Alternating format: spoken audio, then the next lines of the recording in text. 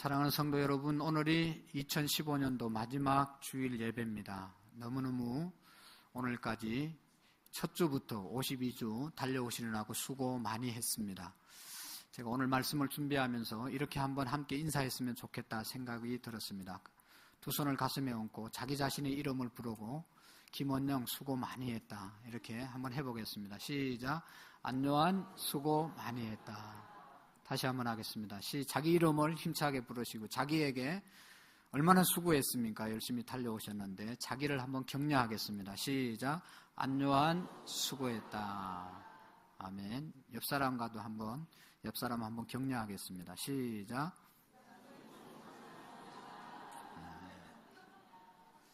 수고 많이 했을 텐데 별로 수고하지 않은 것처럼 인사하세요. 다시 한번 옆 사람은 수고 많이 했습니다. 옆에 앉아 주시느라고도 수고하시고 했습니다. 다시 한번 인사합시다.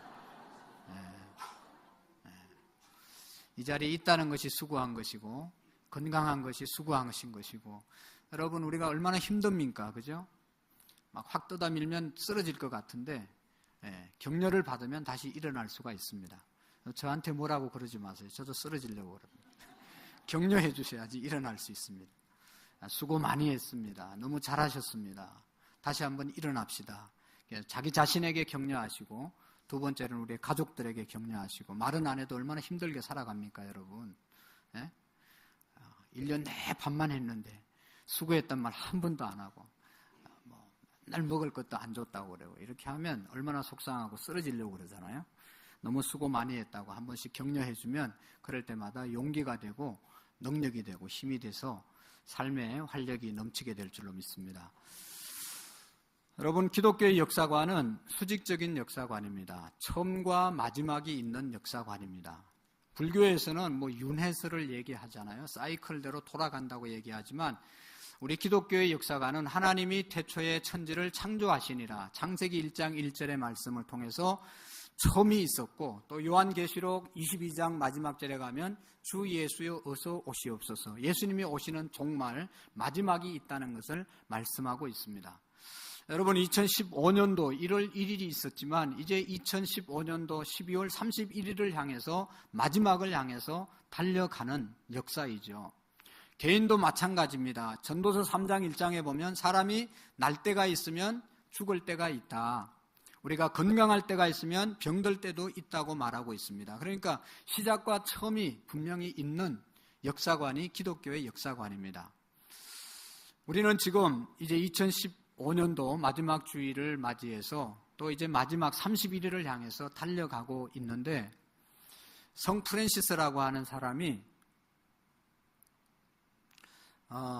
임종을 앞뒀을 때 제자들이 모여서 귀한 선생님이, 훌륭한 선생님이 임종을 하니까 너무너무 슬퍼가지고 막 울고 있었습니다.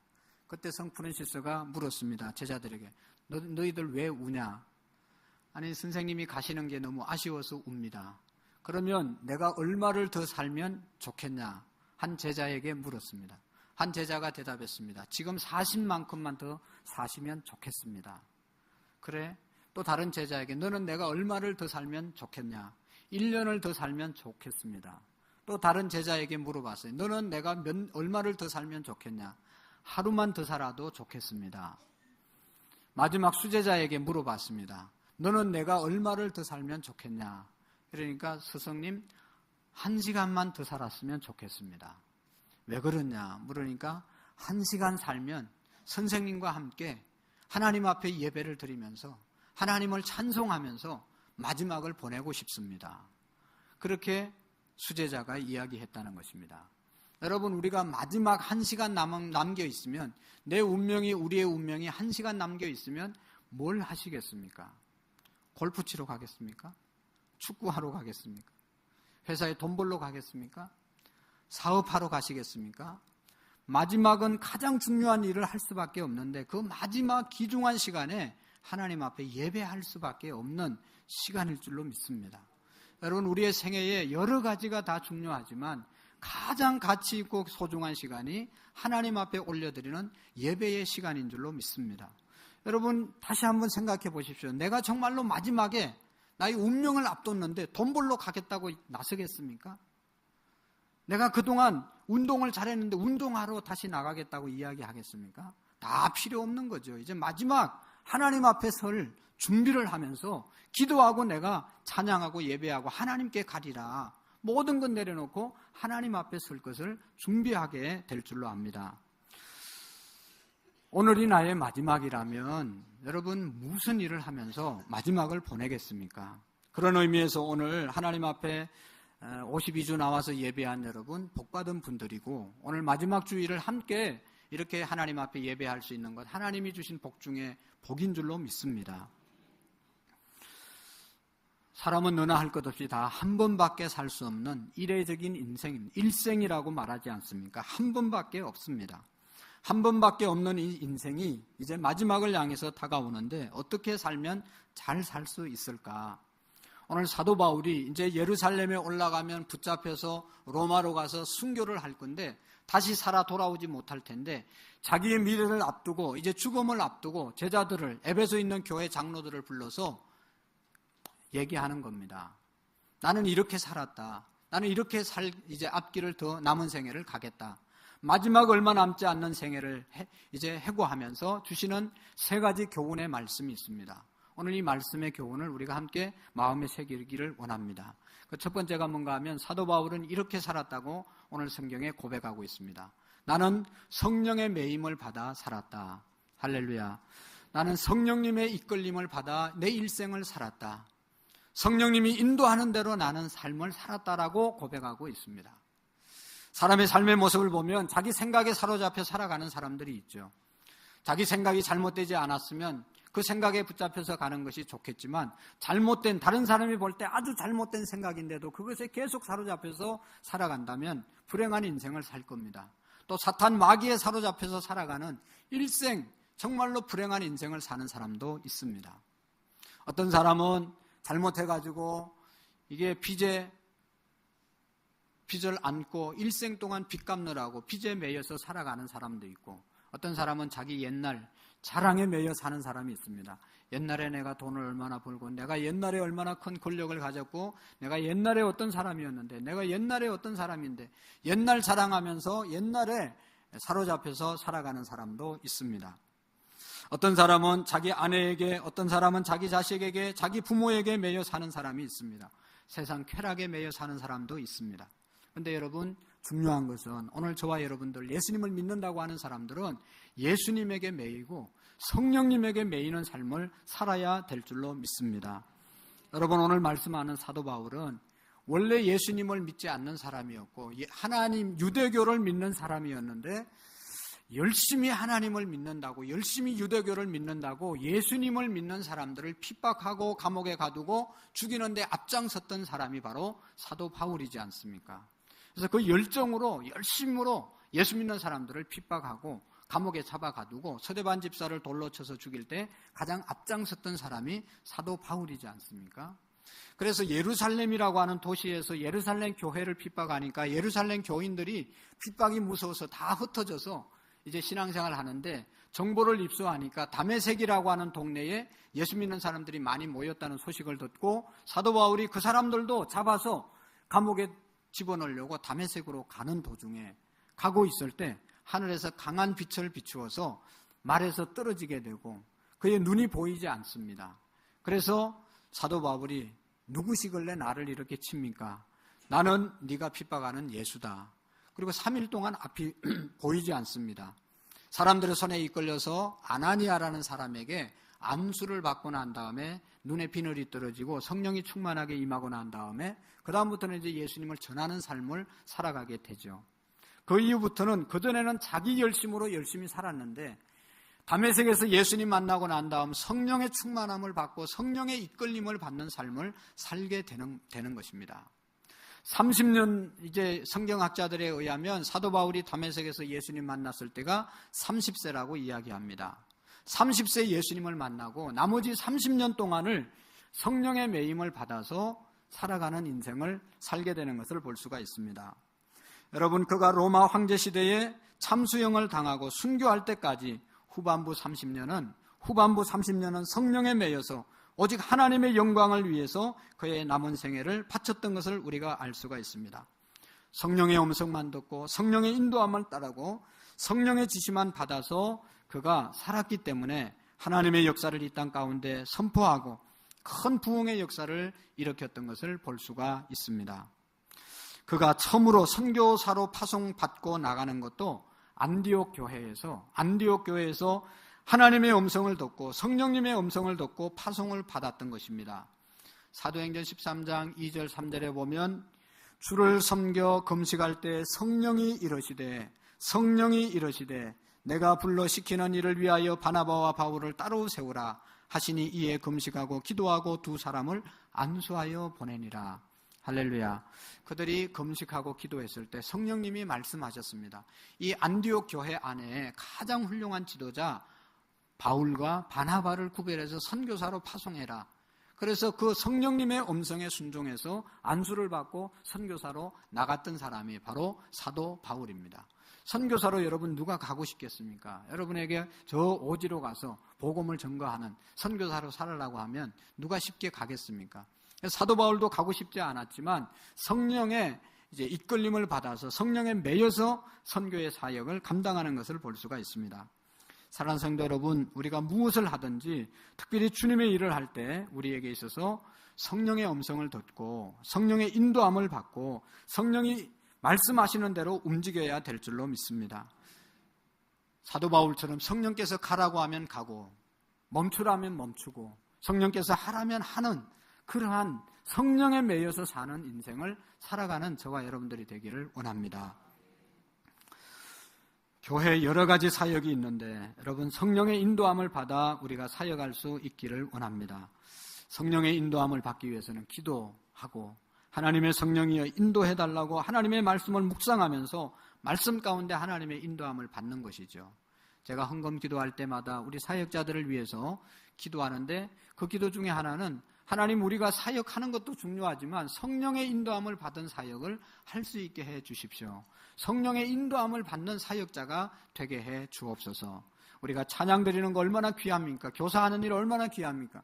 여러 가지 안내하고 하는 일 다 귀하지만 하나님의 인도함을 받지 않고 성령의 인도함을 받지 않고 성령에 매이지 않고 하게 되면 자기 의로 하다 보면 자기의 능력으로 하다 보면 자기의 지식과 자기의 경험으로 하다 보면 언젠가는 힘들어서 지쳐서 할 수가 없는 것이죠. 우리가 하나님의 일을 할 수 있는 근본적인 힘은 성령님이 주시는 힘이지 않습니까? 하나님의 성령께서 이 시간도 저와 함께하지 아니하고 여러분과 사역자와 함께하지 않는다면 얼마나 고통스럽고 힘들겠어요. 그러나 하나님의 성령께서 인도하시고 성령의 매임을 받아서 이 일들을 감당하게 될 때 열매가 있고 은혜가 될 줄로 믿습니다. 사도행전 16장 이하에 보면 사도 바울이 2차 전도 여행을 떠날 때 성령님의 인도함을 받습니다. 그는 터키 지역, 아시아 지역으로 가기를 원했습니다. 선교하기로 그쪽으로 가기를 원했습니다. 그런데 밤에 잠을 자는데 마케도니아에 있는 사람이 손을 흔들면서 사도 바울에게 이리로 와서 우리를 도와달라고 계속해서 꿈에 나타나는 거예요. 자기는 이 아시아로 가고 싶은데 꿈에 이쪽 유럽에서 자꾸만 도움을 요청하는 그런 꿈을 꾸게 됩니다. 그래서 일어나서 그는 아시아로 가지 않고 배를 타고 유럽으로 건너가서 유럽에서 복음을 전거하지 않습니까? 그래서 유럽으로 복음이 전거되어지고 미국으로 복음이 전거되고 오늘 우리나라에까지 오게 된 줄로 믿습니다.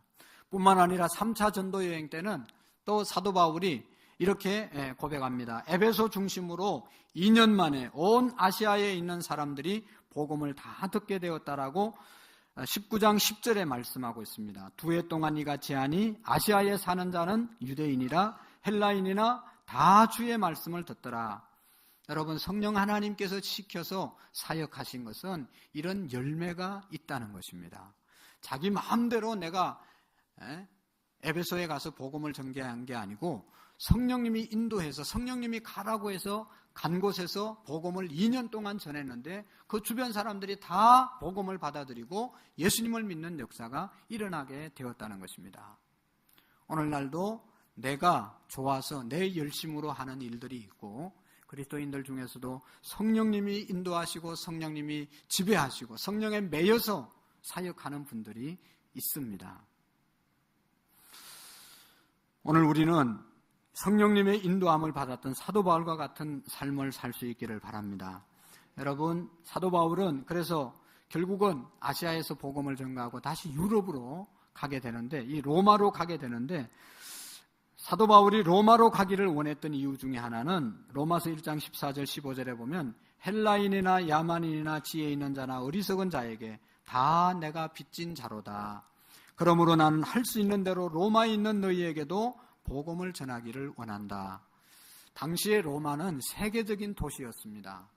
모든 길은 로마로 통한다는 말이 있지 않습니까? 로마에 온갖 많은 사람들이 모여서 살았는데 그곳에 가서 복음을 전하면 여기에 모였던 사람들이 흩어지면, 이 복음을 받은 사람들이 흩어지면 세계 복음화는 순식간에 일어날 것이다. 그렇게 사도 바울이 알았기 때문에 로마로 가서 복음 전가하기 위해서 로마로 가기를 원했던 것입니다.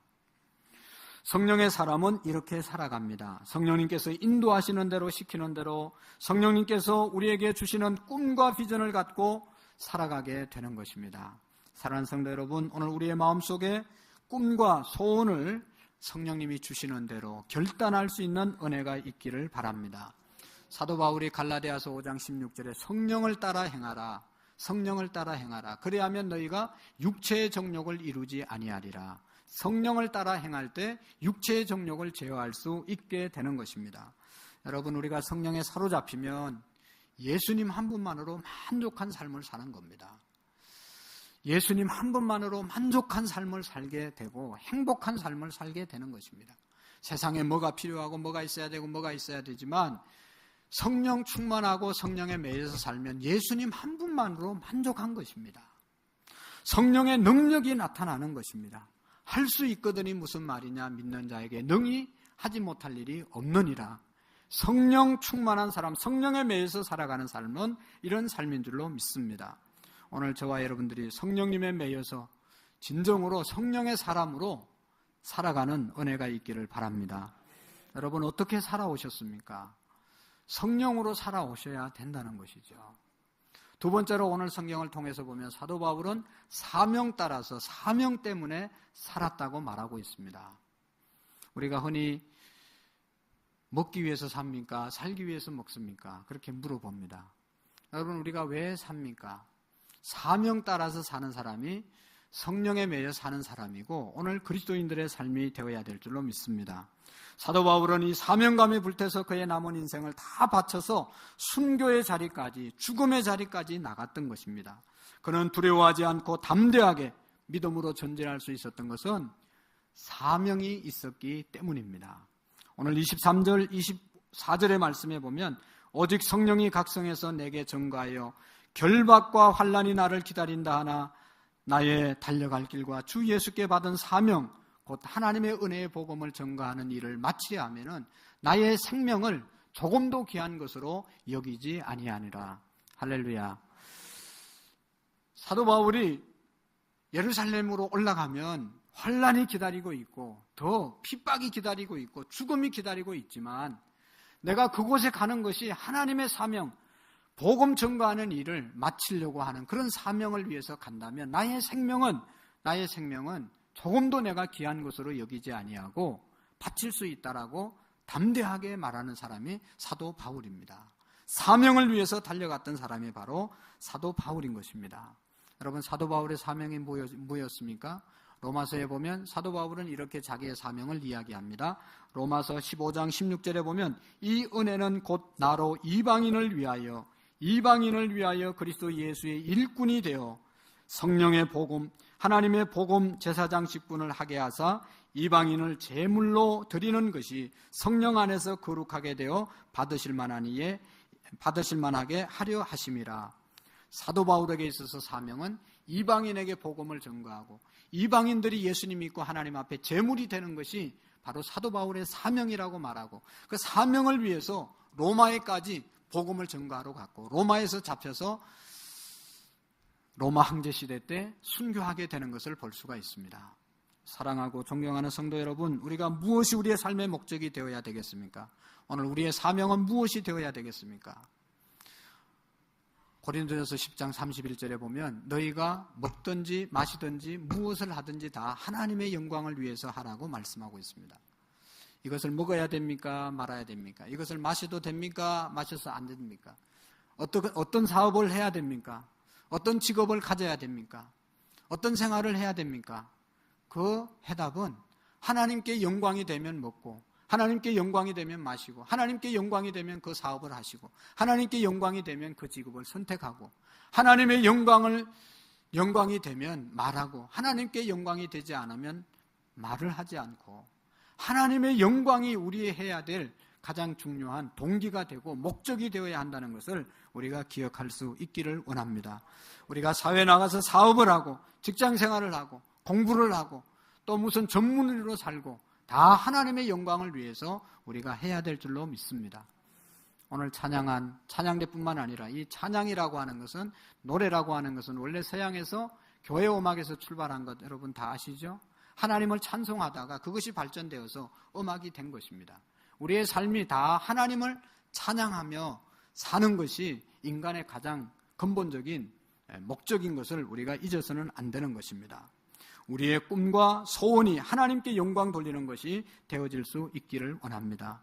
여러분 지금까지 살아오시면서 또 1년을 살아오시면서 내가 정말로 잘했다, 남에게 자랑할 수 있고 후회하지 않고 보람을 느끼는 것이 어떤 것입니까? 나 혼자 잘 먹고 잘 살은 것, 그리고 우리의 가족만을 위해서 살아간 것, 누구에게 자랑할 게 뭐 있습니까? 나만을 위해서 사는 삶은 반드시 허무할 수밖에 없고 후회할 수밖에 없는 것입니다.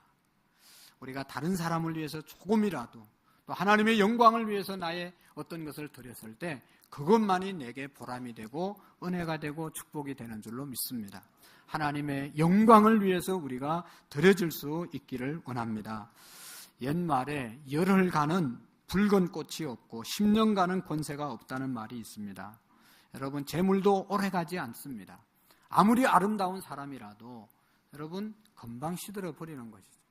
아무리 권력이 소위 하늘에 나는 매도 멈추는 그러한 권력이 있더라도 추풍의 낙엽처럼 떨어지는 것이 세상의 권력이 아닙니까? 또 우리가 아무리 물질이 많이 있다 하더라도 여러분 그 물질이 얼마나 갈 것 같아요? 내가 가지고 있는 그 물질이 얼마나 오래 갈 것 같습니까? 여러분 통장에 돈이 얼마나 있는지 모르지만 그 돈은 여러분들 돈이 절대로 아닙니다. 오늘 죽으면 누가 가져갈지 모르는 거예요. 오늘도 어떤 집사님 친구가 돌아가셨다는데 그 많은 재산 누구 거 되겠어요? 이제 마누라가 가지고, 그 마누라가 혼자 가지고 있으면 괜찮아요. 다른 남자 풀어가지고 살면 실컷 풀어놨는데 다른 남자한테 다 주고 가는 것 아니겠습니까? 오래 가지 않습니다. 때문에 어떻게 해야 됩니까? 사명을 위해서 살아야 되는 것이죠. 내가 남보다 더 나은 것이 있으면, 하나님께서 남보다 나를 더 어떻게 축복해 주셨으면 그 받은 축복과 나은 점 가지고 하나님의 영광을 위해서 사용하고 또 이웃을 위해서 사용하게 될 때 그것이 영영 우리에게 복이 되는 줄로 믿습니다. 모든 것 가지고 하나님이 주신 사명을 감당하는 저와 여러분들이 될 수 있기를 원합니다.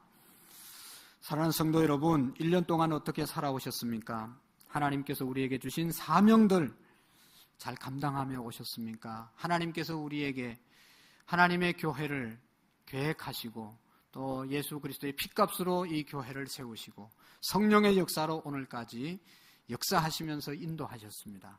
이 교회 안에 하나님이 각가지 직분들을 우리에게 주셨습니다. 목사도, 장로도, 권사도, 안수집사도, 또 찬양대로 여러 가지로, 교사로, 안내로, 차량봉사로 갖가지 사명들을 우리에게 주셨습니다. 정말로 우리 성도님들이 사역하는 모습을 보면 눈물이 나고 감동이 되는 분들이 한두 분이 아닙니다. 모두가 자기 맡겨진 일에 헌신하고 섬기는 모습들이 얼마나 귀한지 모릅니다. 앞으로도 여러분 하나님이 우리에게 주신 이 사역지를 소중하게 여기고 사명을 잘 감당할 수 있기를 원합니다.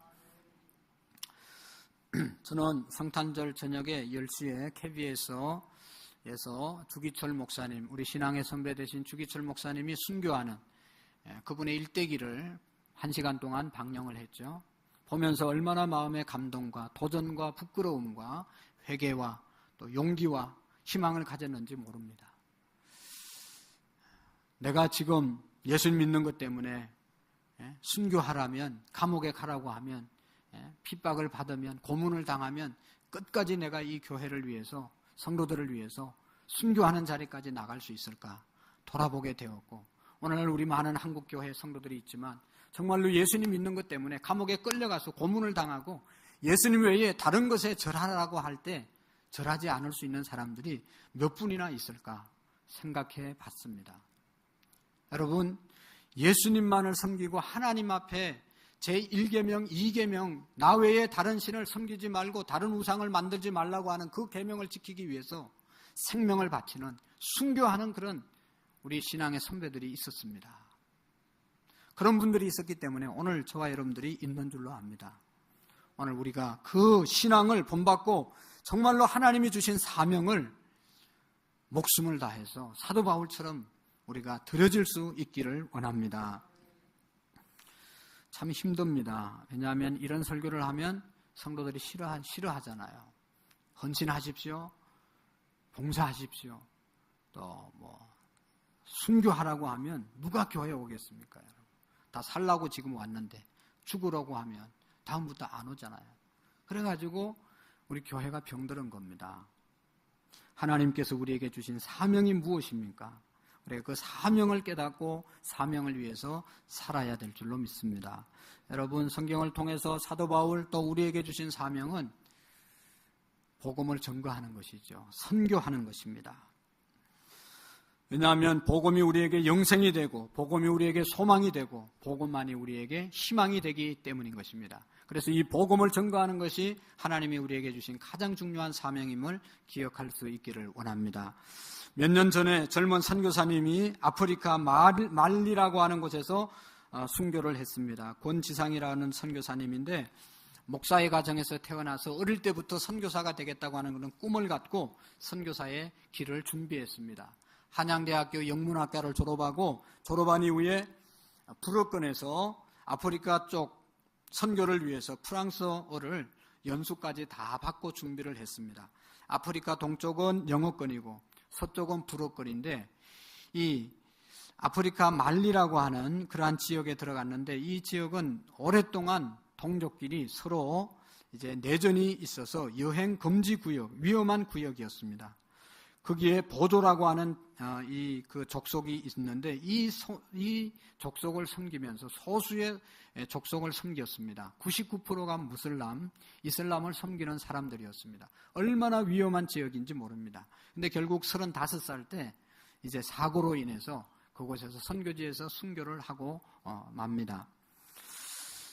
그는 선교지에서 언제 죽을지 모르기 때문에 유서를 쓰고 유서를 남겨놓고 이 사역을 했습니다. 그 유서에 보면 이런 내용이 있습니다. 제가 선교지에서 만약 순교하게 된다면 개인적으로 무척 영광스러운 것입니다.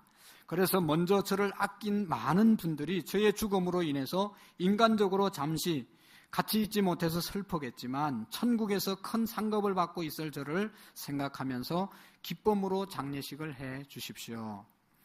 그 다음에 저는 각막과 장기 기증을 해놓은 상태입니다. 선교지에서 가능하면 이 선교지 사람들을 위해서 시신을 쓰여졌으면 좋겠고 가능하지 않다면 화장을 했으면 좋겠습니다. 그렇게 말하고 중요한 것은 이겁니다.